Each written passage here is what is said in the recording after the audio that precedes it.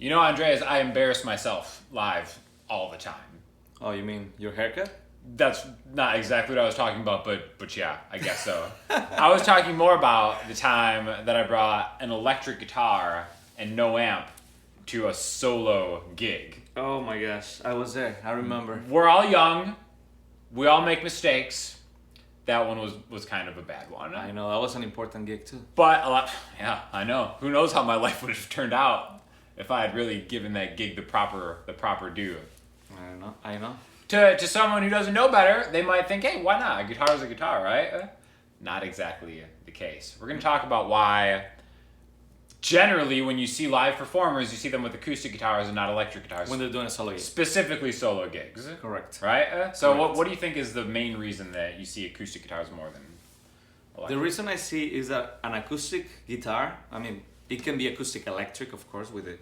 Right. Mm-hmm. I would say in most cases it is acoustic electric. Exactly. Yeah. Uh-huh. But an acoustic guitar has all this blend of different frequencies. You get your it's like a, what do you call it? Like a deep sound. It's a more balanced, just kind of tonal experience that you're getting. Yes, right?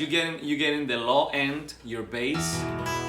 It's basically resonating. Your body resonates. That's the whole purpose of a hollow, of a hollow body, is that whatever you play, the strings resonate and create all this beautiful blend of highs, mids, and lows. And if you do see an electric guitar in a solo setting, oftentimes it is a semi-hollow or hollow body electric guitar. Yeah. Okay? Or sometimes it's just a person that really figure out a tone on the electric guitar that sounds right. incredible. We don't want to say that you can't do this, right? Exactly. Go ahead, Exactly. do it. It's just, I think unless it's done right, which is not often in my experience, it doesn't sound great.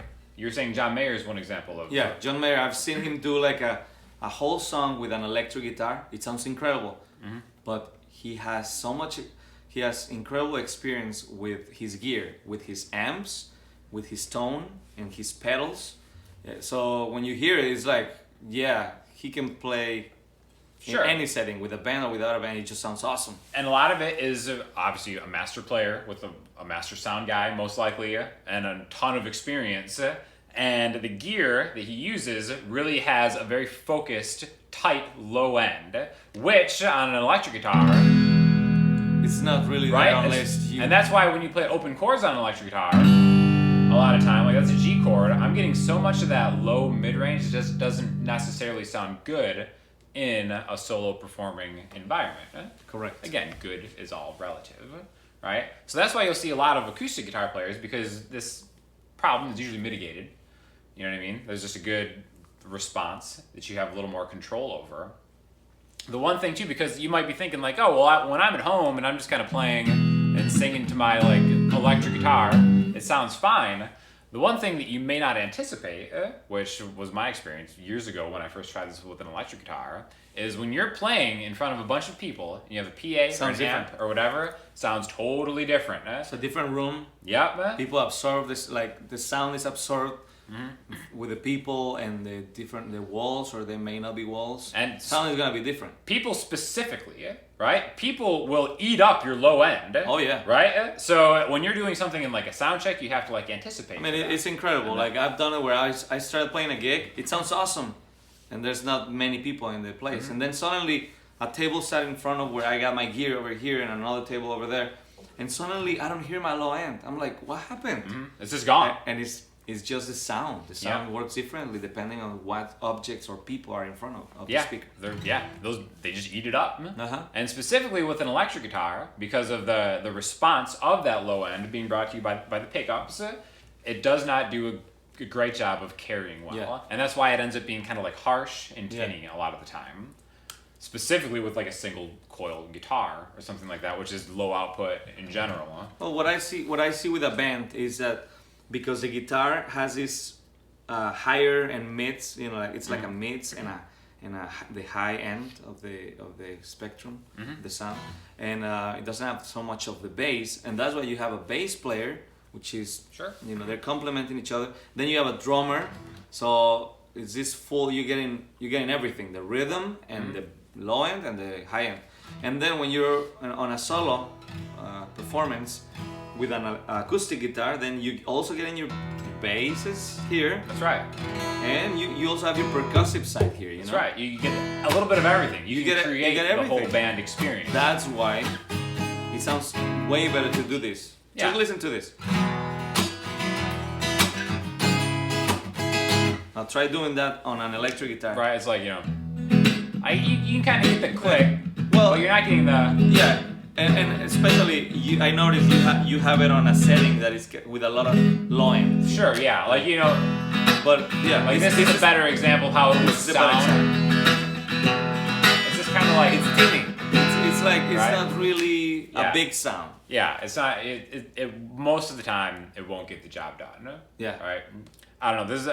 And again, but the opposite of that is when you want that electric guitar, like you said, because then the highs come through. They cut through the mix a lot more in a band. You may have been in a situation where you see like a band that you like, and maybe like there's an acoustic guitar player or the lead singer's playing acoustic guitar, and you can barely hear the acoustic guitar. If you can hear it, you're hearing the bright, shrill highs of an acoustic guitar cutting through, which is one thing I actually don't like about a lot of acoustic guitar pickups. And that's why for your show, I really like the guitar that you use. It's a Godin Multiac. Yeah. Which actually, I mean, is that an acoustic guitar? Yeah, it's an acoustic That's a guitar. good question, right? Because you have the semi-hollow and you have the hollow body one, solid body, nylon string guitar that kind of has, you know, like a plug, like an electric guitar would. Yeah, I mean, I have two of the Godins. Mm-hmm. One of them semi-hollow. It still has a little bit of hollowness inside. Mm-hmm. Still skinnier than a normal acoustic guitar, Right. acoustic electric guitar. So, but it's a multi-act grand concert. It's called. Mm-hmm. It's my favorite. Semi-hollow. So you still, if you don't have it plugged in, you just play it in your living room. The sound is smaller than this guitar because it's thinner, but you can still hear it. And then I have another Godin. It's a rosewood. It's a solid body, like an electric guitar. And that one I don't like as much, just because. I mean, I still like it. It still sounds good when it's plugged in. Mm-hmm. But if you don't have it plugged in, it doesn't resonate because it's solid, like an electric guitar. Right. So that's why I prefer the sound of a semi-hollow instrument. Mm-hmm. It just the fact that it resonates and the sound lasts longer. That's a And plus for me. the feedback is much easier to handle. Yeah. Oh, that. Well, See, that's, again, that's when my rosewood wins, like the Right, solid one, uh-huh. because there's zero feedback. You That- can take it with a live band. You can turn it up all the way, That's amazing. and yet no feedback. Which is something you won't have to worry about with the solid body electric guitar. That's Exactly. With With again, that's you know, why- this dude plays 8 live shows a week. I play live a lot. These are just things that we had to learn, just kind of getting out there. I really like the sound that you get from your Godin setup, Yeah. and it's really kind of feedback proof for the most part. That's right. Now- I play where I have to turn it up all the way, Mm-hmm. like a lot, and yet no feedback whatsoever. That's why the Godins are brilliant guitars. I'm a big fan of those too myself. I've played yours live many times, Uh-huh. and I would say I actually kind of prefer that to a lot of the pickup systems in certain guitars, specifically the Martin one that I use. So again, we're just talking about maybe this is stuff that we've learned through Mm-hmm. gigging that you just we're hoping to maybe save you some time to find a setup that works for you. Yeah. Every venue is different. Every room is different. But a question that we get a lot is like, why don't you just take it like an electric guitar? Because there is like a temptation. Yeah, of course. Because It has that a very you- unique and you can- sound, you know. And you can shred an electric guitar easier than you can an acoustic guitar. There are things that you can do maybe a little bit differently. Yeah. But it just doesn't really. And there's something else too. Like when you are playing a guitar at a solo gig, you sometimes you want to strum too. Yeah. And strumming an electric guitar is not as cool as strumming an acoustic when it comes to sound. Right. Like if you're gonna be playing a lot of arpeggios, or like like a lot of picking, like then it kind of can sound very cool, the electric guitar, right? But a lot of the songs you're gonna be strumming, you know, Yeah. and it doesn't sound as The good. organic blend and feel Yeah. of that kind of playing, it doesn't really transfer to an electric guitar Yeah. as well. Again, these are our opinions, which are right in this instance. Yeah. You can correct us if Go, you're go- wrong. Go ahead, John Mayer. Tell us what you think, because he's probably gonna watch this. Probably. He watches all course. my videos. He's kind of a fanboy, to be Cool, honest. dude. Yeah, it's Cool, fine. Mhm. But yeah, like you were saying, there's a time and a place for that, especially kind of fingerstyle. arpeggio-wise. Atmospherically, electric guitars can work really well. But we're just kind of talking from like a singer-songwriter approach. Yeah. Maybe doing a gig, 100, 200 people, whatever, you know, like kind of like we rock out on a regular basis. And stuff that we Yeah, do. no doubt. No doubt. An acoustic guitar better for a solo gig. Electric guitar better for a live band. And generally, just another thing, just about like the pickups.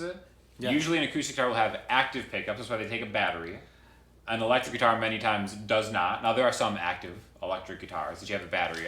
So if you're plugging into a board or something like that, a mixer you're gonna get no signal from that. from an electric. Yeah. Right. Yeah. Exactly. Now there are And ways I've done around it. that. I've done it. You know? Yeah, you can try Yeah, it. I remember when the first time I said like, yes, I'm taking my electric guitar to my solo gig. Yeah, I was so excited about looking cool with my electric guitar. I plugged my guitar. I would say like an idiot, but I don't want to say it, so I'm not gonna say it. So I plugged it directly into the board, and I'm like, no sound. I'm like, what happened? Is my cord bad? So I turn it up, and I was getting such a tiny. You hear something. Faint. So I'm like, okay, I'm gonna turn it all the way up, and I could finally hear it. Sounded bad. It's awful because all the interference and stuff that you're getting, specifically Because the single it's coil. like you said, it's a different kind of pickup. Yeah. It's meant to work with an amplifier that will grab the frequency and make it way bigger. Exactly. So if you're forced to do it, bring an amp. Bring an amp. Yeah, and you can mic it, or you can put a cord coming out of the amp into your board. Into the mixing board. Yeah. Otherwise, Otherwise, it's a pain. Yeah. Otherwise, don't do it. So there's a time and a place. We're just trying to help you guys out, avoid some headaches because you know it's fun. It's cool getting out there with an acoustic guitar and just and do it. You know, do both, just so you can yourself hear the difference. Yeah. Which again, have a friend come and give you advice. That is something that is invaluable because it's so hard to actually hear how you sound when in a venue, when you are already performing. Yeah, I'll be like, does this sound good? Yeah. And then they're always like, yeah, sounds great. They never tell you the truth. You need to have a friend that's going to tell you the truth. Be like, it sounds terrible to me to sound good. Oh, always thumbs up. Always. That I've never once had like an unbiased third party be like, no, it sounds awful. Yeah. You know? I've had that, but they're usually like some crazies out there. Yeah, it's also possible I've just never sounded awful. That's another. That's of course. That's Sean Daniel. So yeah, definitely tell us what you guys think. Maybe share some of your own embarrassing live performances, and head on over to this guy's channel right here. Thank you. Because we got some vids over there that'll maybe some footage of you performing live with some of these. And subscribe to his channel. No. I mean, he won't say that. Never. Like, he has like 900 videos. He hasn't said that once. I've never once said subscribe to my channel. Never once.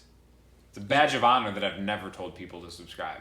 Yeah, but if I grab this video and I edit the part where you say I never, and I just keep the part that you said subscribe. I would still have to upload it to my channel. If you did some voodoo like that, guess what? Chopping block. Oh my gosh. I don't need this We're already video. having battles, and we're already having YouTube battles here. You think I need this video? I don't need this video. You know what? That camera is mine. I'm gonna grab the footage right now. Go ahead. But no, seriously. Sub to this guy's channel. Let us know what you guys think. Any questions or comments? Just look in the comment section, Instagram, Twitter, the website. Talk to you soon. Thanks a lot. Thanks for having me. Thanks so much, man.